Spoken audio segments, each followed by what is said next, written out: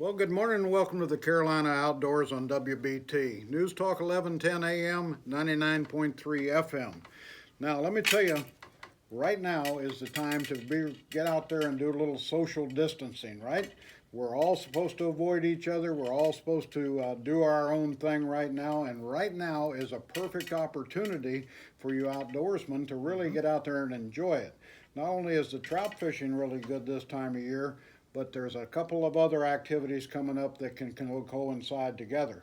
1st of April marks the opening days of turkey season, which many people really get involved with and really love. So before the 1st of April, you can get out and actually do a little scouting for your turkey hunting, and you can utilize that opportunity for a little shed antler hunting. Those two things go hand in hand. Shed antler hunting is an art in itself and a lot of mystery for a lot of people, and some people are very successful at it and some are not. You know, Don, it seems like you see these deer. If you're like me, you live in Charlotte in a neighborhood. We've got deer. I feel like I can name them. Right. Watch the buck grow up. They get, they go from that button buck on up, and we've got some 8, 9, and 10 pointers. We do have a 9-pointer walking around. How do we know when they drop their antlers? When do they drop them? How do we find them? Almost always magically about the second week in March, the testosterone levels drop off. They no longer support the antlers. They literally come unbuttoned right off that growing spur on their noggin there, and they drop those antlers usually the second week in March here. And certainly by the 3rd week, which we're into now, they are on the ground. And the key is to get out there and look for them right away, because the rodents and things tend to drag them off, as well as coyotes and dogs and so on and so forth. But when they first drop them, they're relatively easy to see. They're not covered up with leaves, especially after a rain. They're wet and shiny and the leaves are laid down flat. So very good time after a rain to get out there and look for those antlers. But probably the most important thing you have to do is you have to say to yourself, where are those deer in March? So, where are those deer in March, Don?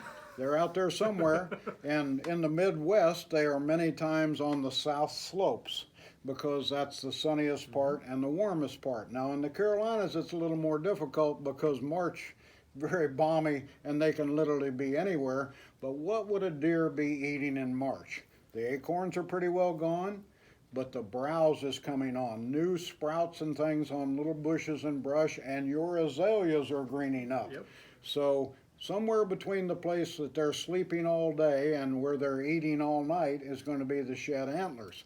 Now, if you're out walking the greenways, for example, and you find that many of these greenways follow the creek bottoms, those are super highways for deer. You'll see places where the ground is bare, where they're crossing creeks and things.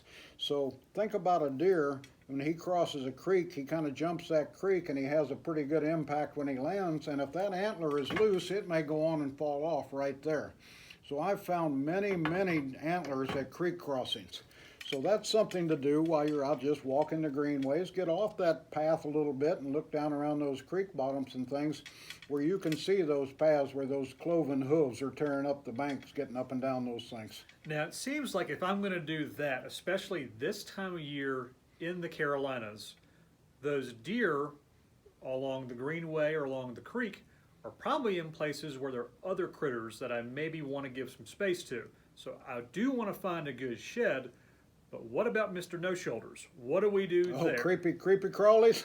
Well, don't wear your flip-flops for starters.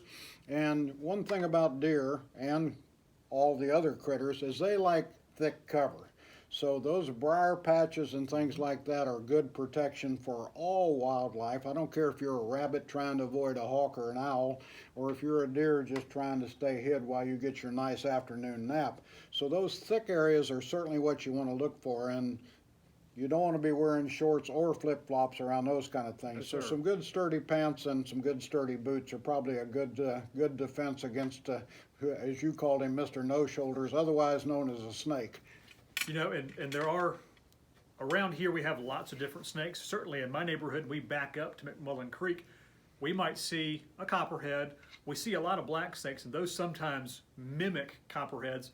A lot of folks subscribe to the belief that all snakes are venomous. That isn't the case. But let's stay on task with the shed antlers. On a good season for you, how many might you find? Well, if I'm hunting one of my farms, which I'm familiar with, for example, our farm out in Missouri, it's not unusual for me to pick up 12 to 15 antlers, not pairs, but individual antlers.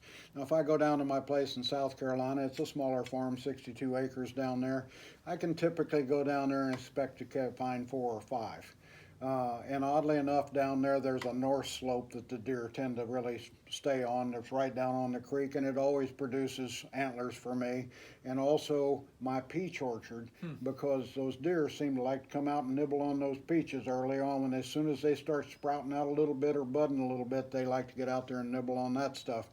So after a while, on a given piece of property, you'll start to find a pattern.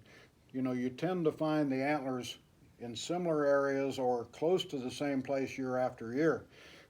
This particular set came off a south slope in my farm in Missouri, where I know the deer are always in the rough part of the winter and the early part of the spring. They're always on that south slope. It's well protected from the wind. It's a very safe place for them to be, and it's close to a great food source, about 100 acres of corn or beans, so whatever's left in the field from that. So, you know, again, there's a pattern to these things, and you start to learn more and more and more about your critters. Now, the nice thing about doing this is you can also scout for turkeys, because turkeys are scavengers. They're always digging up the leaves, looking for those acorns, looking for food, and it's a great time to realize that, guess what, the turkeys are working the same area. And when you see all those leaves look like they've all just been turned over, that is turkey sign. That's serious business where they've been foraging for food. So those are things you want to think about. Those critters, turkeys or deer, whatever it is, you know, they're not going to make it hard on themselves. They're going to spend the night or sleep during the day close to where the food sources are always. So in the case of turkeys, they'll be foraging in those open woods and things, and then roosting very close to there at night. Now, you also start to see the turkeys out into open fields now, because number one, it's been raining a lot and they don't like to be in the woods when it rains. They like an open field, so they're going to move out into the edge of the open fields. But they also eat a lot of little flower blooms and things of that type that start to sprout up in the hay fields and so forth.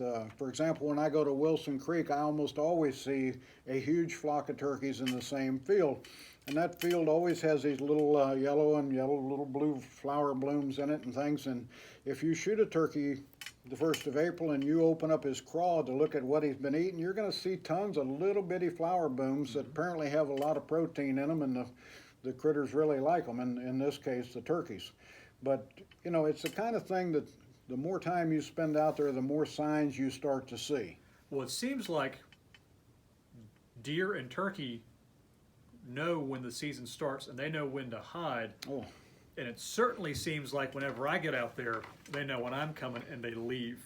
Well, in deer season, we talk about the Orange Army, and then in turkey season is certainly the Camo Army. But people invading those areas is not something that these critters welcome. They know that that's a predator from the outside coming there, and they react to it very quickly. So, you know, after a few weeks in turkey season, those guys have gotten remarkably more difficult to deal with than they are on the opening day and so forth.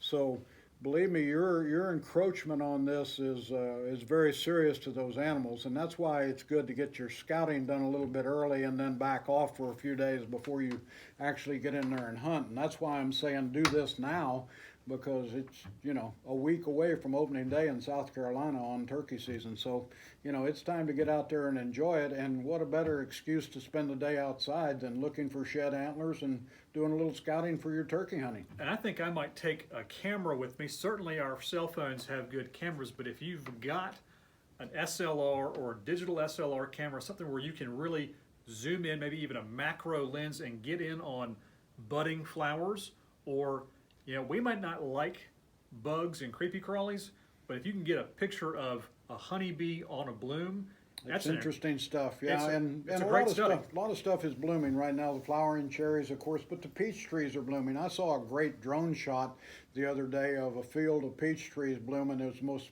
spectacular thing.